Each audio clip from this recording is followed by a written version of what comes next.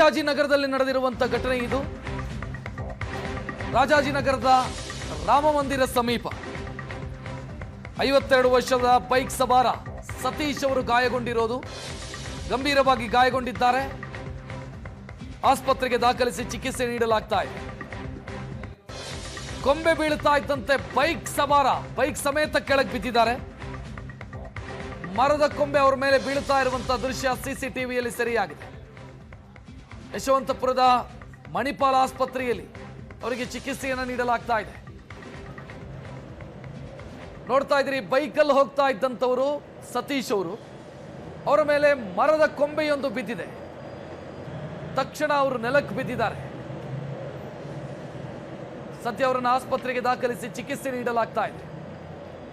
ಯಶವಂತಪುರದ ಮಣಿಪಾಲ ಆಸ್ಪತ್ರೆಯಲ್ಲಿ ಅವರಿಗೆ ಚಿಕಿತ್ಸೆ ನೀಡಲಾಗ್ತಾ ಇದೆ. ಗಂಭೀರವಾಗಿ ಗಾಯಗೊಂಡಿದ್ದಾರೆ ಅನ್ನುವಂಥ ಮಾಹಿತಿ ಇದೆ.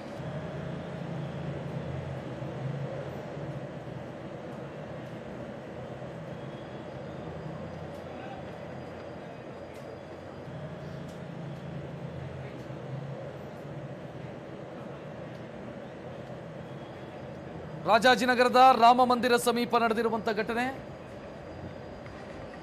ಬೈಕ್ ಸವಾರರೊಬ್ಬರು ಹೋಗ್ತಾ ಇದ್ದಂಥ ಸಂದರ್ಭದಲ್ಲಿ ಅವರ ತಲೆಯ ಮೇಲೆ ಮರದ ಕೊಂಬೆ ಬಿದ್ದಿರು. ತಕ್ಷಣ ಅವರು ಕೆಳಗೆ ಬೀಳ್ತಾರೆ. ಗಂಭೀರವಾಗಿ ಗಾಯಗೊಂಡಿದ್ದಾರೆ ಸತೀಶ್, 52 ವರ್ಷದ ಸತೀಶ್. ಸದ್ಯ ಆಸ್ಪತ್ರೆಗೆ ದಾಖಲಿಸಿ ಚಿಕಿತ್ಸೆ ನೀಡಲಾಗ್ತಾ ಇದೆ.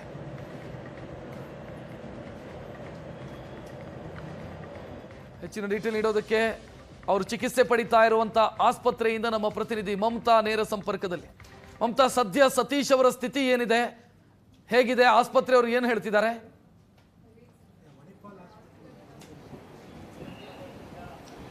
ರಕ್ಷತ್, ಇದು ಬುಧವಾರ ನಡೆದಂತಹ ಘಟನೆ. ಸತೀಶ್ ಎಂಬವರು 52 ವರ್ಷದ ಸತೀಶ್ ಎಂಬವರು ಬೈಕ್ನಲ್ಲಿ ಬರ್ತಾ ಇರುವಂತಹ ಸಂದರ್ಭದಲ್ಲಿ ರಾಜಾಜಿನಗರದ ರಾಮ ಮಂದಿರದ ಬಳಿ ಏನು ಒಣಗೋಗಿರುವಂತಹ ದೊಡ್ಡ ಗಾತ್ರದ ಮರ ಏನಿತ್ತು ಅದರ ಕೊಂಬೆ ಬಿದ್ದಿದೆ. ಆ ಬಿದ್ದಿರುವಂತಹ ರಭಸಕ್ಕೆ ಅವರು ಬೈಕ್ ಸಮೇತ ಅಲ್ಲೇ ಬೀಳ್ತಾರೆ ರಸ್ತೆಯಲ್ಲಿ. ಸೊ ಆ ದೃಶ್ಯವನ್ನು ಕೂಡ ನಾವು CCTVಯಲ್ಲಿ ನೋಡಬಹುದು. ಯಾವ ರೀತಿ ಕೊಂಬೆ ಬಿದ್ದಾಗ ಅವರಿಬ್ರು ಅಂದ್ರೆ ಅವರು ಬೈಕ್ ಸಮೇತ ಯಾವ ರೀತಿ ರಸ್ತೆಗೆ ಬೀಳ್ತಾರೆ ಅಂತ. ಆ ಸಂದರ್ಭದಲ್ಲಿ ಅಲ್ಲಿದ್ದವರೆಲ್ಲರೂ ಕೂಡ ಕೂಡಲೇ ಅವರನ್ನ ಆಸ್ಪತ್ರೆಗೆ ದಾಖಲು ಮಾಡ್ತಾರೆ. ಸದ್ಯಕ್ಕೆ ಈಗ ಮಣಿಪಾಲ ಆಸ್ಪತ್ರೆಯಲ್ಲೂ ಚಿಕಿತ್ಸೆಯನ್ನು ಕೂಡ ಪಡಿತಾ ಇದ್ದಾರೆ. ಅಂದ್ರೆ ತುಂಬಾ ತಲೆಗೆ ಗಂಭೀರವಾದಂತಹ ಗಾಯ ಆಗಿತ್ತು. ಹಾಗಾಗಿ ಅಬ್ಸರ್ವೇಷನ್ ಅಂದ್ರೆ ಸರ್ಜರಿ ಕೂಡ ಮಾಡಬೇಕು ಅನ್ನುವಂಥದ್ದನ್ನ ವೈದ್ಯರು ಹೇಳಿದ್ರು. ಸದ್ಯಕ್ಕೆ ಸರ್ಜರಿ ಕೂಡ ಆಗಿದೆ. ಈಗ ICU ನಲ್ಲಿ ಚಿಕಿತ್ಸೆಯನ್ನು ಕೂಡ ಪಡಿತಾ ಇದ್ದಾರೆ. ಆದ್ರೆ ಈ ಒಂದು ಅಂದ್ರೆ ಸರ್ಜರಿ ಆದ ಬಳಿಕ ಇನ್ನೂ ಒಂದು 2 ದಿನಗಳ ಕಾಲ ICU ನಲ್ಲಿ ಚಿಕಿತ್ಸೆಯನ್ನ ಅಂದ್ರೆ ಅಬ್ಸರ್ವೇಷನ್ ನಲ್ಲಿ ಇಡಬೇಕು ಅನ್ನುವಂಥದ್ದನ್ನ ವೈದ್ಯರು ಕೂಡ ಹೇಳಿರುವಂತದ್ದು. ಆದ್ರೆ ಈಗ ಮೊನ್ನೆ ಕರ್ಕೊಂಡು ಬಂದಂತಹ ಸಂದರ್ಭದಲ್ಲಿ ತುಂಬಾ ತೀರಾ ಗಂಭೀರವಾದಂತಹ ಗಾಯ ಆಗಿತ್ತು. ಸರಿಯಾಗಿ ರೆಸ್ಪಾಂಡ್ ಕೂಡ ಮಾಡ್ತಾ ಇರಲಿಲ್ಲ ಅನ್ನುವಂಥದ್ದನ್ನ ವೈದ್ಯರು ಹೇಳ್ತಾ ಇದ್ರು. ಅದಾದ ಬಳಿಕ ಸರ್ಜರಿಗೆ ಸ್ಪಂದಿಸಿದ್ರು. ಈಗ ಸರ್ಜರಿ ಕೂಡ ಆಗಿದೆ. ಸದ್ಯಕ್ಕೆ ಈಗ ಚಿಕಿತ್ಸೆಯನ್ನು ಕೂಡ ಮುಂದುವರಿಸಲಾಗಿದೆ. ಈಗ ಏನು ICU ನಲ್ಲಿ ಚಿಕಿತ್ಸೆಯನ್ನು ಮುಂದುವರಿಸಿರುವಂಥದ್ದು. ಇನ್ನೂ ಕೂಡ 2 ದಿನಗಳ ಕಾಲ ICU ನಲ್ಲಿ ಚಿಕಿತ್ಸೆ ಮುಂದುವರಿತದೆ. ಅದಾದ ವೇಳೆ ವಾರ್ಡ್ಗೆ ಏನು ಶಿಫ್ಟ್ ಮಾಡಲಾಗುತ್ತೆ ಅನ್ನುವಂತಹ ಮಾಹಿತಿಯನ್ನು ವೈದ್ಯರು ಹೇಳಿರುವಂಥದ್ದು.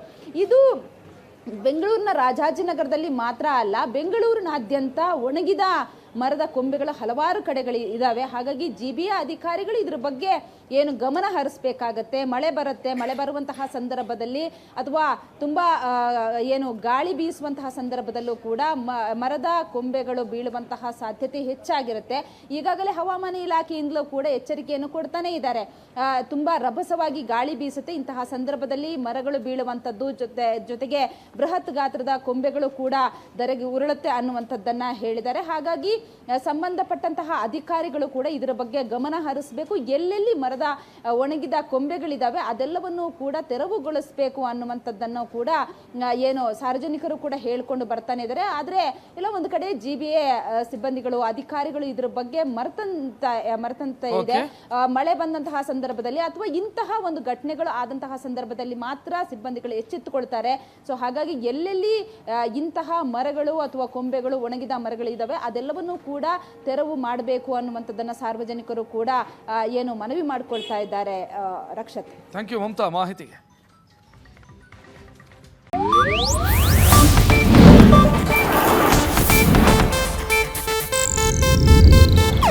ಇದು ಏಷ್ಯಾನೆಟ್ ನ್ಯೂಸ್ ನೆಟ್ವರ್ಕ್ ಪ್ರಸ್ತುತಿ.